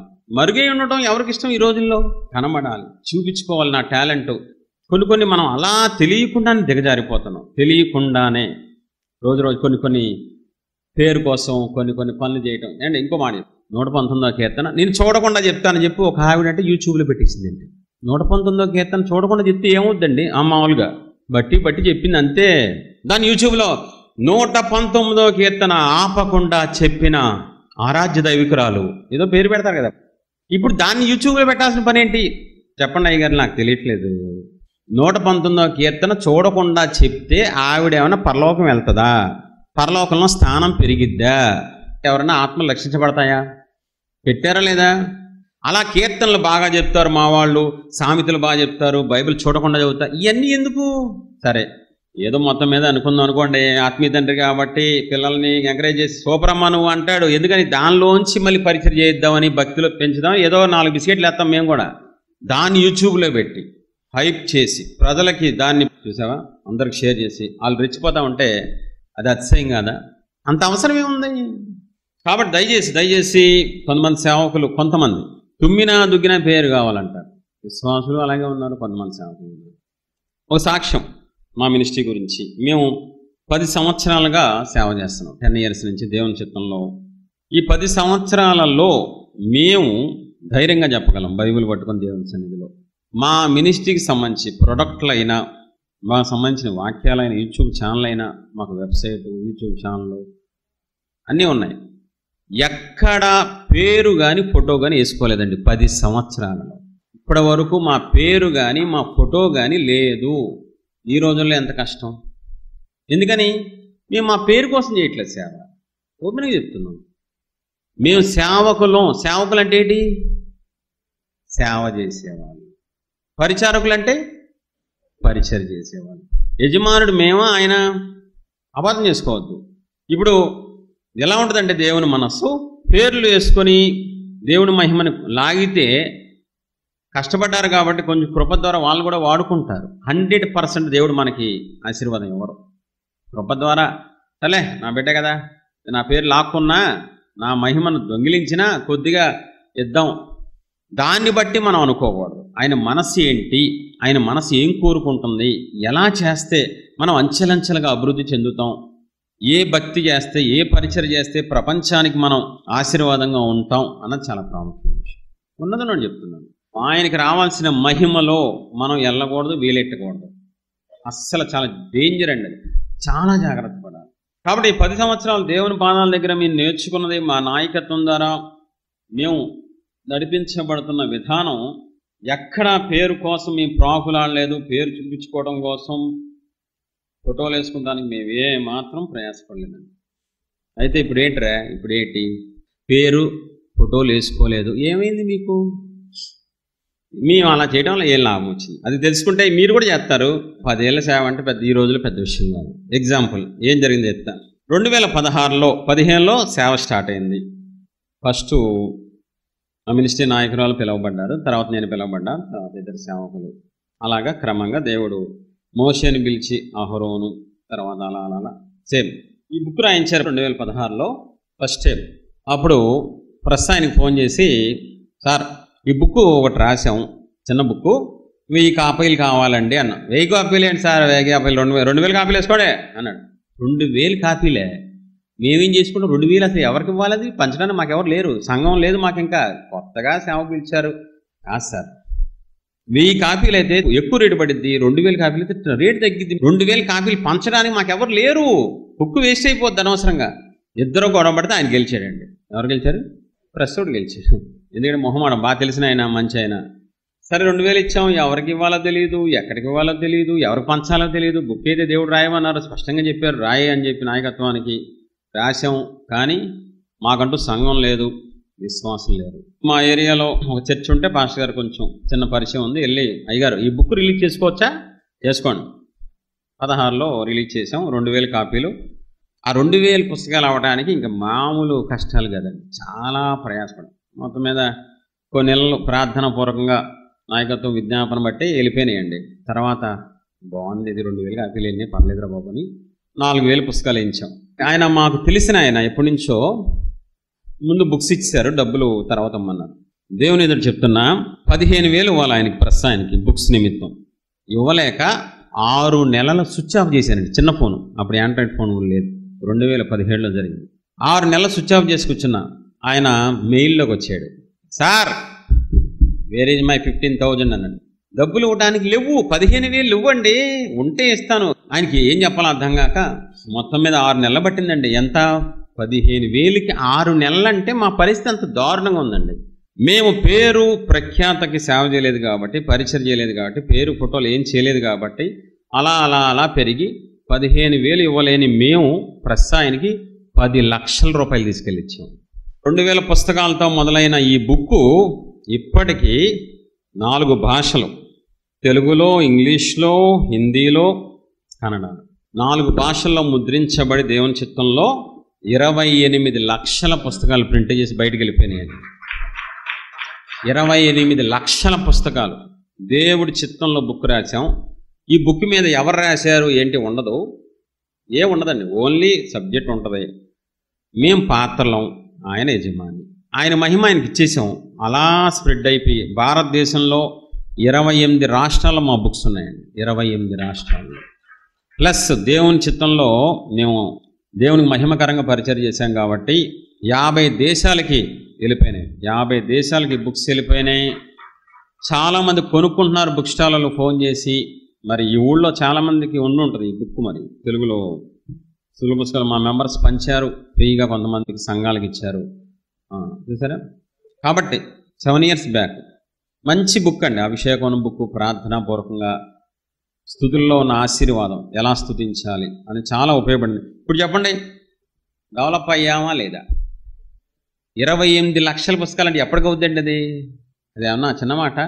మేమేమన్నా పెద్ద పెద్ద ఇంటర్నేషనల్ మినిస్ట్రీ పేరు ప్రఖ్యాతం ఉన్న వాళ్ళైతే రిలీజ్ అయితే అవుద్ది. కానీ మేమెవరో తెలియదు, కొత్తగా సేవలోకి వచ్చాం, మా పితరులు సేవకులు కాదు, మీ హిందూ వంశం నుంచి వచ్చిన వాళ్ళం మేము. ఎందుకని ఆయనకి మహిమకరంగా మా పరిచర్య ఉంది కాబట్టి ఈరోజు మేము ఆశీర్వాదం అభివృద్ధి అనుభవిస్తున్నాం. ఇది ఫస్ట్ సాక్ష్యం. రెండోది 2015లో దేవుడు మమ్మల్ని పిలిచి పరిచర్య మొదలు పెట్టమన్నప్పుడు 2000 రూపాయల అద్దె కొంపలో పరిచర్య మొదలుపెట్టాం. ఇప్పుడు జస్ట్ 2 కోట్ల బిల్డింగ్లో ఓన్ బిల్డింగ్లో ఉంటున్నాం. 2 కోట్ల బిల్డింగ్లో 30 మంది ఒకే చోట, రోజుకు 30 మంది మేము భోజనం పరిచర్యల్లో అందరం అన్ని కుటుంబాలు కలిసి దేవుని రాజ్యం కడటానికి చుట్టుపక్కల సేవకులందరూ ఆశ్చర్యపోయి అసూయపడి చాలా పడుతున్నారు. ఇస్సాకు అభివృద్ధి చూసి ఆ దేశం వాళ్ళందరూ అసూయపడ్డారు. కాబట్టి మనం పూర్తిగా దేవుని మహిమ దేవుడికి ఇచ్చేస్తే, మనకి ఇచ్చిన తలాంతులు వరాలను బట్టి అతిశయించకుండా దేవుణ్ణి బట్టి మాత్రమే అతిశయిస్తే అది ఊహకు అందదండి అస్సలు. మరి 3 రాష్ట్రాల్లో మేము మీటింగ్స్ పెడుతున్నాం, ఆంధ్రప్రదేశ్, తెలంగాణ, కర్ణాటక. ఇంకా గొప్ప విషయం చెప్పిన 10 ఏళ్ల సేవకుడినే, కానీ నాకంటే పెద్ద వయసు వాళ్ళు నాతో ప్రేయర్ చేయించుకుంటారు. వయసులో సేవలో కూడా 20 ఏళ్ళు పెద్ద. ఆయన 30 ఏళ్ళని సేవ చేస్తున్నారు, నేను 10 ఏళ్ళే. ఆయన చూశారు నా అభిషేకాన్ని, వాక్య పరిచర్ని చూసి ప్రార్థన చేయించుకోవడం అంటే పిచ్చి లేసింది. ఏం ప్రభు, నేనెంత నా బతికే పడ్డాయ్యా, చెడిపోయిన కృపని పెంచుతారు. మనం ఆయనకి మహిమ ఇచ్చే కొద్దీ మనం అతిశయించడం మానేసి ఆయన్ని బట్టి అతిశయిస్తూ ఆయన సంతోష పెడితే మనకిచ్చే ఆధిక్యతలు అవన్నీ చాలా హై రేంజ్లో ఉంటాయండి. కాబట్టి దయచేసి మేము పొందుకున్న మేలు మీరు కూడా పొందుకోవాలని ఆశపడుతున్నాను. రోజు రోజుకి క్రైస్తవ్యం చాలా దారుణంగా అతిశయించడంలో అన్యులు కూడా సరిపోనంతగా కొన్ని చెప్పడానికి బాధాకరంగా ఉన్నాయి. దయచేసి అలా ఉండద్దు. యేసుప్రభు వారు వచ్చినప్పుడు ఎంత దీనంగా జీవించారు, ఎంత దీనంగా పరిచయం చేశారు, మనం ఎలా ఉన్నాం పరిశీలించుకుందాం, మార్చుకుందాం. అందరం పాపం చేసిన వాళ్ళమే, అందరం ఒకప్పుడు గర్వవంతులమే, అందరం ఒకప్పుడు అతిశయించిన వాళ్ళమే. కానీ మారు మనసు పొందుదాం. అన్ని విషయాల్లో మనం మారు మనసు పొంది దేవుని సంతోష పెడదాం. భూమి మీద పరలోకంలో గొప్ప స్థాయిలో ఉన్నాం. దయచేసి అర్థం చేసుకోండి. ఎవరైనా అలా ఉంటే సరి చేసుకోండి. చూద్దాం ఫాస్ట్గా. నెక్స్ట్ వ్యక్తి, ఒకవేళ పేరు సంపాదించుకుంటే నిమ్రోదు వలె మన పరిస్థితి కూడా దిగజారిపోద్ది, మధ్యలో మన పరిచర్య ఆగిపోద్ది, మనకు సంబంధించిన అన్ని మధ్యలో ఆగిపోతాయి. ఎందుకంటే మధ్యలో ఆగిపోవడం నాకు తెలుసు, ఎంతోమంది సేవకులు పరిచర్యలు మధ్యలో ఆగిపోయి అవమాన పాలైన వాళ్ళు ఉన్నారు. దయచేసి మనం అలా ఉండొద్దు, జాగ్రత్త పడదాం. 3వ వ్యక్తి ఫాస్ట్గా, సంఖ్యాకాండం 16వ అధ్యాయం 1, 2, 3 వచనాలు. లేవికి ముని మనవడును, కహాతుకు మనవడును, ఇస్కారు కుమారుడుకు కోరహు. కోరహు వ్యక్తిత్వం ఎలాంటి చెప్పండి? మోషే, ఇక నీతో మా పని లేదే, నువ్వేనా, మేము కాదా? ఎవరితో సమానం చేసుకుంటున్నారు? దేవుడు ఏర్పాటు చేసుకుని ఒక గొప్ప నాయకుడితో సమానం చేసేసుకుంటున్నాడండి. నువ్వు ఒకటే, నేను ఒకటే, ఏంటి పెద్ద రెచ్చిపోతున్నావు నువ్వు? నువ్వేనా, మేము కాదా? అరే ఎంత వరస్ట్ వ్యక్తిత్వం! దేవుడికి నచ్చింది ఆ వ్యక్తిత్వం? దేవుడు ఏమైనా ఎంకరేజ్ చేశారా? కోపం రగులుకు, ఎంత కోపం! ఏమండి, కోరహు దేవుడి స్వరూపం కాదా? కోరహు దేవుని బిడ్డ కాదా? ఇశ్రాయేలీయుడు కాదా? ఎంత రగిలిపోయిందంటే భూమి నెరవిడిచేలా చేశారు దేవుడు. కొన్నిసార్లు మన కోపం పిల్లల మీద కొద్దిగా రగులుకుంటుంది, కొన్నిసార్లు ఎక్కువ రగులుకుంటుంది, కొన్నిసార్లు ఎలా పిచ్చగొట్టు కొడతాం వాళ్ళు చేసే పనిని బట్టి. కోరహు మనస్సు, కోరహు వ్యక్తిత్వం దేవుడికి అస్సలు నచ్చలేదు. చరిత్రలో నీలాంటోడు ఉండకూడదురా, చరిత్రలో నిన్ను చూసి భయపడాలరా నీలాంటి వ్యక్తిత్వం ఉన్నోళ్ళని ఒక గుణపాఠం కింద కోరహు నిలబెట్టేశారు. ఈరోజు కూడా నేను చెప్పగలను, నేను వేదంతో చెప్తున్నాను, పైన మేనున్నోళ్ళతో సమానం చేసేసుకుంటున్నారు కింద సేవకులు. అది అన్యాయం. అది వాళ్ళు కష్టపడితే, వాళ్ళు త్యాగం చేస్తే, వాళ్ళు బలైపోతే తర్వాత సేవకులు వస్తారు. కాదని చెప్పండి. మోషే త్యాగం చేస్తే వచ్చాడండి, ఎక్కడుండాల్సినోడండి. మోషే అనేవాడు లేకపోతే, దేవుడు చెప్పినప్పుడు మోషే వెళ్ళకపోతే కోరహు ఇటుకలు చేసుకునేవాడు. ఇటుకలు కాదా చెప్పాలి, ఇటుకలు చేసుకునేవాడు. కృప ద్వారా మోషేను బట్టి కోరహుకు ఒక ఆధిక్యత ఇస్తే రెచ్చిపోయి కూర్చుపోయాడు. నాశనానికి ముందు గర్వం నడుస్తుంది, అహంకారం వెంబడి అవమానం వస్తుంది. నేను 10 ఏళ్ల సేవలు ఎంతమంది చూశానండి, నాకు తెలుసు, బయట వాళ్ళు తెలుసు, చాలామంది చూస్తూనే ఉంటా. పైన ఉన్న వాళ్ళతో సమానం చేయటం, వాళ్ళకి చేసింది నాకు ఎందుకు చేయవురా? మేనున్న వాళ్ళకి చేసిన పరిచర్య కింద వాళ్ళకి చేస్తారా? మేనున్న వాళ్ళకి ఇచ్చిన ఘనత కింద వాళ్ళకి ఇస్తారండి? అది ఆశించచ్చా? మనకి ఇచ్చిన దాన్ని బట్టి తృప్తి పడాలి, మనం సంతోషంగా ఉంటుంది. దేవుడు ప్రభువా నాకెంత, నా బతికెంత ప్రభువా. ఎవడికాడు తృప్తి పడితే ఈరోజు ప్రాబ్లమ్స్ వస్తాయా? క్రైస్తవ్యంలో చీలిపోటాలు, గొడవలు ఎన్ని వస్తాయి చెప్పండి? ఆలోచించండి ఒకసారి. కోరహు వ్యక్తిత్వం మీలో ఉంటే సరి చేసుకోండి. పైన వాళ్ళతో సమానం చేసుకోవద్దు, రిక్వెస్ట్ చేస్తున్నాను. తర్వాత వచ్చిన స్థితి మర్చిపోయడం లేదా కోరహు? గుర్తుపెట్టుకున్నాడా? ఎలా వచ్చాడండి కోరహు బయటికి? ఐగుప్తులోంచి ఎవరి ద్వారా వచ్చాడు? ఎవరు తీసుకొస్తే వచ్చాడు? ఈరోజు చాలామంది గుర్తుండదు. ఎవరి ద్వారా మనకు రక్షణ వచ్చింది, ఎవరి ద్వారా విడుదల వచ్చింది, ఎవరి ద్వారా మన ఆశీర్వాదం పొందుకున్నాం, చాలామంది గుర్తుండదు. లేదో పాత్రలో దేవుడు ఊరుకుంటారా? కోరహును ఊరుకుంటే మనల్ని కూడా ఊరుకుంటారు. కోరహును ఊరుకోకపోతే ఆ వ్యక్తిత్వం ఉన్న వాళ్ళు ఎవరిని ఊరుకోరు, పెచ్చగొట్టు కొడతారు. మామూలుగా కాదు, భూమి నెరవిడిచి మింగేస్తున్నారు. భయంకరమైన విషయం. తర్వాత చూపిస్తా ఒక వ్యక్తిని. మొదటి సమూయేలు 25వ అధ్యాయం 2-3 వచనాలు.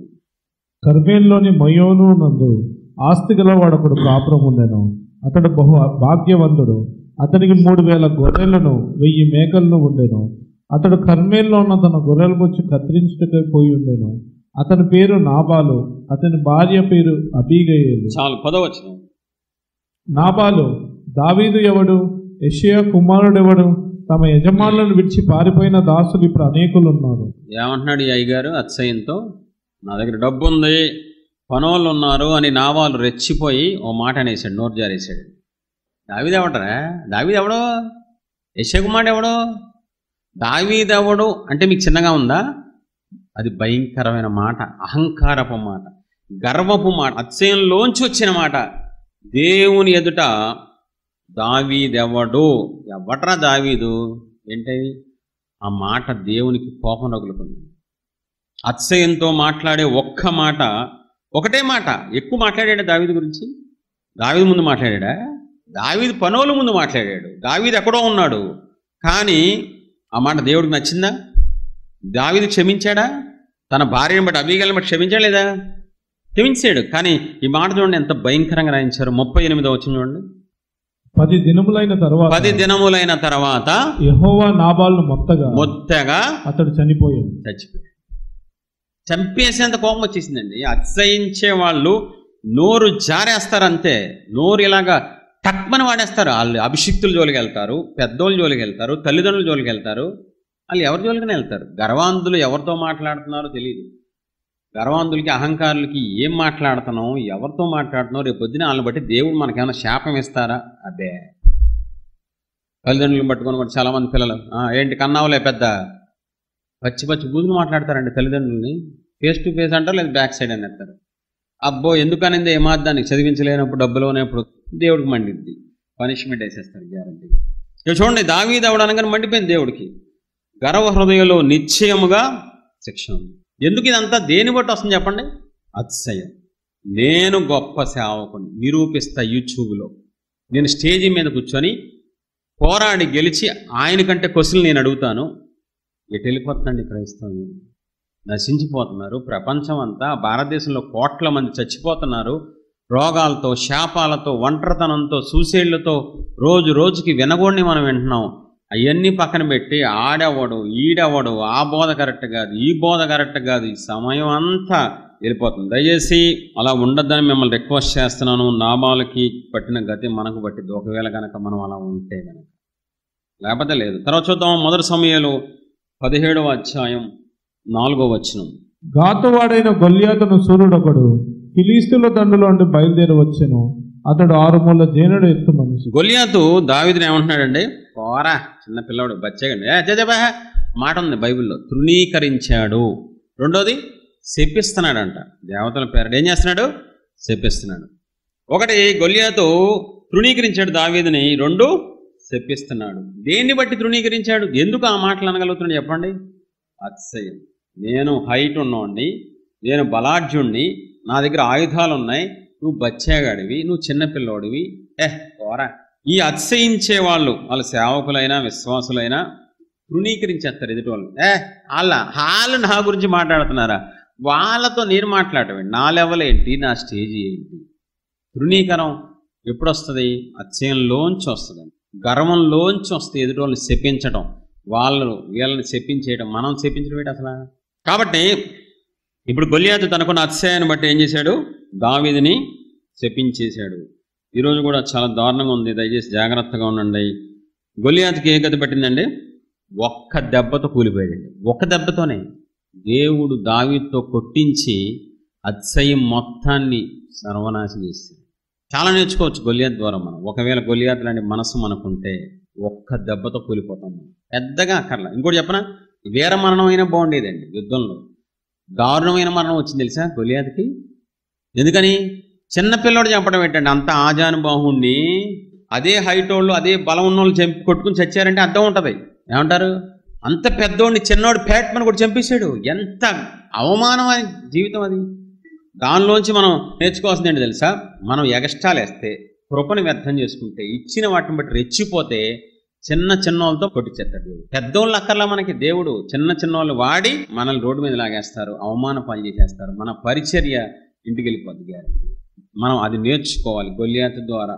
గొలియాతు అతిశయించినట్లు మనం అతిశయిస్తే గొలియాతులాగా కుప్పకూలిపోతాం, గొలియాతులాగా అవమాన పాలైపోతాం.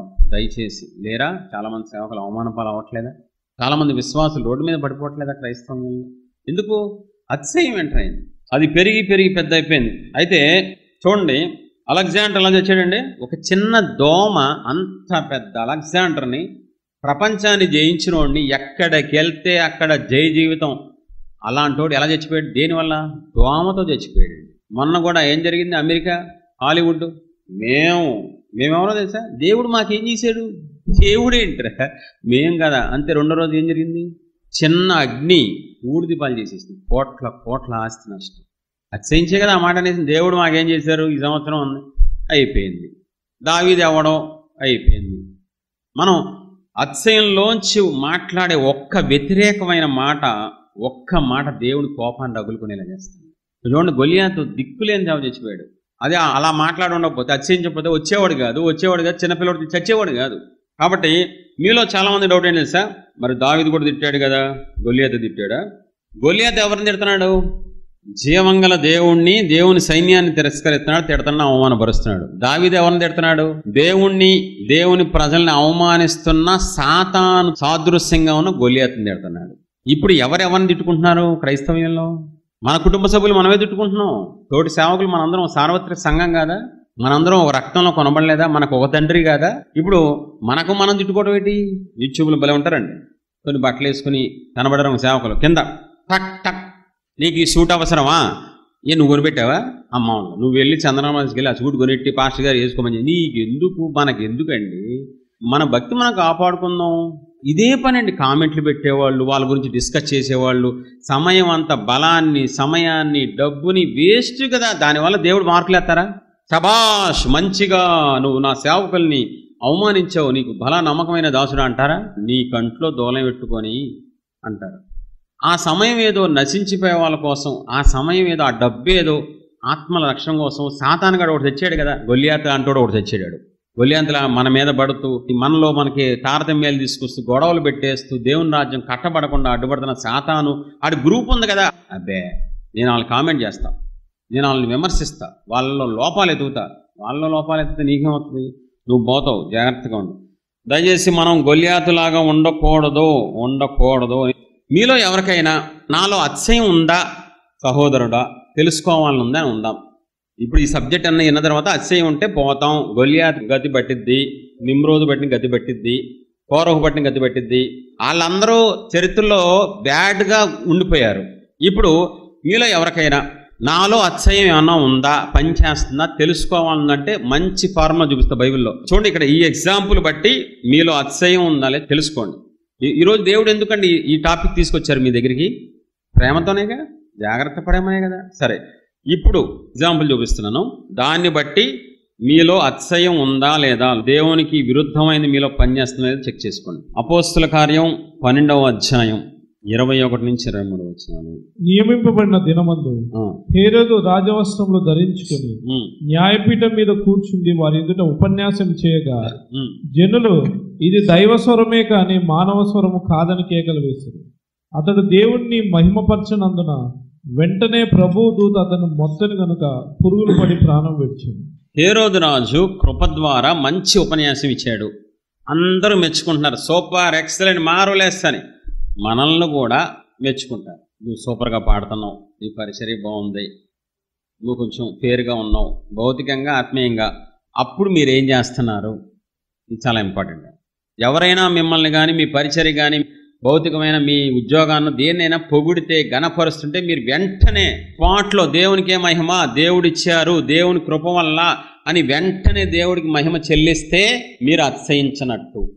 లేదు, చెల్లించట్లేదు, మౌనంగా ఆనందిస్తున్నారా, వీళ్ళు అతిశయం.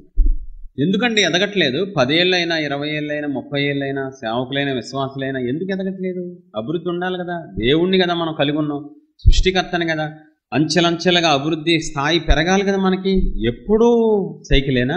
సైకిల్ తర్వాత బండి, బండి తర్వాత 4 వీలర్లు, కారు, ఫ్లైటు. ఆత్మీయ అభివృద్ధి, భౌతిక అభివృద్ధి వద్దా మనకి? ఉండాలి కదా. ఎన్ని సంవత్సరాలైనా కొంతమంది మీటింగ్స్ అలాగే వస్తారు. 10 ఏళ్ళు 20 ఏళ్ళు 30 ఏళ్ళైనా 40 ఏళ్ళైనా అక్కడే కూర్చుంటారు. స్టేజ్ ఎప్పుడు ఎక్కుతారు? ప్రజలకు ఎప్పుడు ఆశీర్వాదంగా ఉంటారు? ప్రపంచానికి ఎప్పుడు ఉపయోగపడతారు? మీరు మీ ద్వారా అనేక మంది ఎలా రక్షించబడతారు? మీకేం ఆశీర్వాదం లేదు. చుట్టుపక్కల వాళ్ళు దేవుళ్ళకి ఎలా వస్తారండి? మనల్ని బట్టి మారాలి ప్రజలు, మనల్ని బట్టి అన్యులు మారాలి, రాజకీయ నాయకులు మారాలి, చుట్టుపక్కల వాళ్ళు మారాలి కదండి. హైదరాబాద్ మీటింగ్కి మా చుట్టాలు వచ్చారు, మా అమ్మ తరపున 8 మంది వస్తే నా ఆనందానికి అవధులు పండగ. అలా అన్యులు, దేవా ఎంత కృపించారయ్యా, బంధువులు ఎదురు కనపరిచి వాళ్ళు కూడా కొంచెం మీ గురించి తెలుసుకునేలాగా ఎంత ఆనందంగా ఉంటుంది. మీరు అలాగే ఉండి 20 ఏళ్ళు 30 ఏళ్ళు 40 ఏళ్ళైనా అభివృద్ధి లేకపోతే ఏం బాగుంటుంది? పౌలు అదే అంటాడు, కాలములను బట్టి చూస్తే. కాబట్టి దయచేసి రిక్వెస్ట్ చేస్తాను, మీలో అతిశయం ఉంటే మీరు ఎదగలేరు. మీలో అతిశయం ఉంటే అభివృద్ధి చూడలేరు. దేవుడు మీకు అభివృద్ధి ఆశీర్వాదం ఇవ్వరు. అది నా బాధ. అని అర్థమవుతుంది మీకు? ప్రతి విషయాన్ని బట్టి దేవుణ్ణి మహింపరచాలి. మనల్ని పొగిడినా మెచ్చుకున్నా ఆయనకి వెళ్ళిపోవాలి. ఎందుకని? ఆయన ద్వారా మనం వాడబడుతున్నాం. ఆయన కృప ద్వారా మనకి భౌతికమైన అయినా ఆత్మీయమైన. ఎగ్జాంపుల్ చెప్తే మీకు అర్థమవుతుంది. నా మినిస్ట్రీ సబ్జెక్ట్ అంతా పాపక్షమాపణ. ఎక్కువ మారు మనసు పాపక్షం బేస్ మీద ఉంటుంది. ఎన్ని రాష్ట్రాలు వెళ్ళినా అదే సబ్జెక్టు. మా మెంబర్లు కన్నీటితో ఒప్పుకోవాలి, దావీదు వలె పేతురు వలె పశ్చాత్తాపడాలి, జాగ్రత్తగా బైబిల్లో కొంచెం చెప్తే బాగా అలవాటు చేస్తే బాగా కన్నీరుగా వచ్చి ఒక సహోదరి మా మెంబరు ఫోన్ చేసి, అన్నయ్య ఇవాళ నడిపింపు రావట్లేదు అన్నయ్య. నడిపింపు రావట్లేదా? ఆత్మలో గ్రహించి నిన్న కన్నీరుగా వచ్చావా? బాబోయ్ 2 గంటలు ఆపకుండా కన్నీరు ఇచ్చారనే పాపాన్ని బట్టి. సరే, మరి దేవుని మహింపరిచావా? 2 గంటలు కన్నీరు ఇచ్చినందుకు? అబ్బా, మహింపరిచా. వెంటనే అయిపోయింది నడిపింపు. ఖచ్చితంగా కనెక్షన్ ఉంటుంది. మనం దేవుని ద్వారా ఏ మేలు పొందుకున్నా, వాడబడుతున్నా, ఏదైనా సరే ఏ రోజుకి ఆ రోజు మహిమ వెళ్ళిపోవాలి. దేవుడు ఏ రోజుకి ఆ రోజు, ప్రభా ఆయన అర్హుని కాదు, మీకే మహిమ, మీకే మహిమ, మీకే మహిమ. ఇప్పుడు చూడండి, 24 పెద్దలు ఏం చేశారు? సింహాసనం మీద నుంచి లేచి వాళ్ళ కిరీటాలు ఏం చేశారు? దేవుని పాదాలు ఎదురేస్తారు. కిరీటం అంటే ఆధిక్యత. యేసుప్రభువు వారి శిష్యులకు ఏం నేర్పించారండి? మొత్తం వాడబడిన తర్వాత మేము నిష్ప్రయోజనం అని చెప్పండి, మేము నిష్ప్రయోజకులం అని చెప్పండి. ఇది వాడబడి దెయ్యాలను ఎలగొట్టి చచ్చిపోయిన వాళ్ళని లేపి పెద్ద పెద్ద కార్యాలు చేసి కూడా మేము నిష్ప్రయోజకులం, ఆయన మమ్మల్ని వాడుకున్నారు. ఈరోజు ఎంతమంది ఏ రోజుకు ఆ రోజు దేవుని మహింపరిచేస్తున్నారు? మహింపరచకపోతే ఏం జరిగింది తెలుసా? ఏ విషయంలో నువ్వు మహింపరచట్లేదో ఆ విషయంలో గర్వం వచ్చేస్తుంది. స్లోగా గర్వం పెరిగి పెరిగి పెరిగి పెద్దదైపోద్దండి. అందుకే కదా ఈరోజు ఎక్కడ చూసినా గర్వం. మీరు తిట్టుకోవట్లేదు వేరే వాళ్ళని. పెద్ద పెద్ద కటౌట్లు ఏంటండి? దేవుడికి వెళ్ళాలా మహిమ, మనుషులకు రావాలా? పెద్ద పెద్ద కటౌట్లు ఏంటండి? మనుషులకి వెళ్ళిపోతుందా లేదా? అలా అలా అలా పక్క వెళ్ళిపోతుంది. కాబట్టి దయచేసి అలా ఉండొద్దు. ఏ రోజుకి ఆ రోజు మహింపరచాలి. మహింపరచకపోతే దేవుని కోపం హేరో మీద రగులుకున్నట్లు మీరు అనుకోవచ్చు. మరి నేను మహింపరచకపోతే చచ్చిపోలేదుగా, పురుగులు పడి ఆత్మలో చచ్చిపోయారుగా. ఇది ఇంకా దారుణం కదా. ఆత్మలో చచ్చిపోతే ఎవరికి ఉపయోగపడరు. ఆత్మలో చచ్చిపోతే దిగజారిపోతారు, లోకంలోకి వెళ్ళిపోతారు, మళ్ళీ పాపంలోకి వెళ్ళిపోతారు. అన్నీ మావులే. ఆత్మలో బ్రతుకుంటేనే మనం ఏదైనా చేయగలం. కాబట్టి ఇప్పుడు నెగిటివ్ ఎగ్జాంపుల్ చూపించి 6 పాజిటివ్ ఎగ్జాంపుల్ ఒకరిని చూపించి నేను ముగిస్తాను. ఎవరిలాగా ఉండాలి బైబిల్లో చూద్దాం. గలతీలకు 6:14. అయితే మన ప్రభువైన యేసుక్రీస్తు సిలువ యందు తప్ప మరి దేని యందును అతిశయించుట. బాబా ఏ స్టేట్మెంట్ ఇచ్చాడు పౌలు అన్నగారు. అసలు మామూలుడు కాదండి పౌలు. భలే ఇష్టం నాకు పౌలు అన్నంటే. ఏమంటాడు? మన ప్రభు అయిన యేసుక్రీస్తు సిలువనందు తప్ప.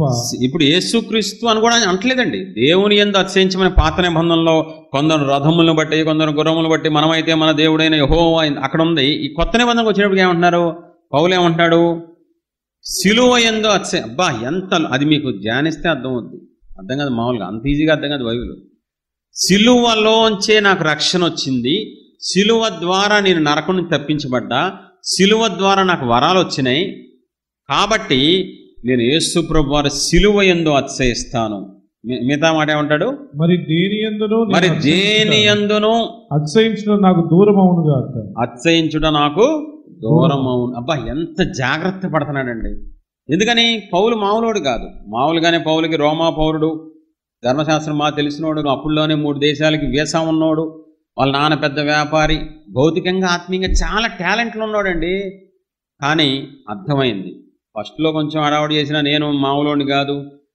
తర్వాత కృప పెరిగినప్పుడు జాగ్రత్తగా పరిశీలించి దేవుడు మనసు ఏంటి, దేవుడికి ఎలా ఉంటే ఇష్టం అని తెలుసుకొని ఇంకా పూర్తిగా దేవుని యందు మాత్రమే అతిశయిస్తూ సిలువ యందు మాత్రం అతిశయించి మిగతా అన్నీ తనలోంచి ప్రార్థన ద్వారా ఒప్పుకోల ద్వారా దూరం చేసుకున్నాడు. కాబట్టి 2000 సంవత్సరాలైన ఎప్పటికీ పౌలు పౌలు పౌలు అని చెప్పుకుంటూనే ఉన్నాం. ఎందుకని? అతడు దేన్ని బట్టి అతిశయించకుండా దేవుని యందు మాత్రమే అతిశయించాడు. కాబట్టి అతని పరిచర్య జీవితాంతం మనకి చరిత్రలో మిగిలిపోయింది, అతని సేవ మిగిలిపోయింది, అతను మిగిలిపోయాడు. మనకి ఈరోజు మాదిరిగా ఉన్నారు. మనం కూడా ఈ రోజు నుంచి ఎవరిని బట్టి అతిశయించకూడదు, దేనిని బట్టి అతిశయించి ఆనందించవచ్చు. ఆనందానికి అతిశయానికి ఎంత గ్యాప్ ఉంటుందో తెలుసా? వెంట్రుక వాస తేడా ఉంటుంది అంతే. మీరు కన్ఫ్యూజ్ అయిపోతారు. ఆనందిస్తున్నాను కానీ నేను అతిశయించట్లేదు కదా, నేను నాకు ఇచ్చిన వాటిని బట్టి ఆనందిస్తున్నాను కానీ గర్వపడట్లేదు అనే భ్రమలో ఉంటారు. బైబిల్లో ఓ మాట ఉంటుంది, భ్రమపరిచే ఆత్మ ఉంది, చాలా జాగ్రత్త తీసుకోండి. భ్రమలో ఉండొద్దు. నేను ఆనందిస్తున్నానని చెప్పి అతిశయిస్తూ ఒక రోజు వచ్చినప్పుడు దేవుని ఉగ్రత మీ మీద అయ్యో ప్రభువా అనే రోజు రాకుండా చక్కగా ప్రార్థన చేసుకుని ఈరోజే ప్రభువా మీ దాసుల ద్వారా మాట్లాడారు, మళ్ళీ అతిశయాలు ఏమైనా ఉంటే చూపించండి భారంగా మనస్ఫూర్తిగా అడగండి.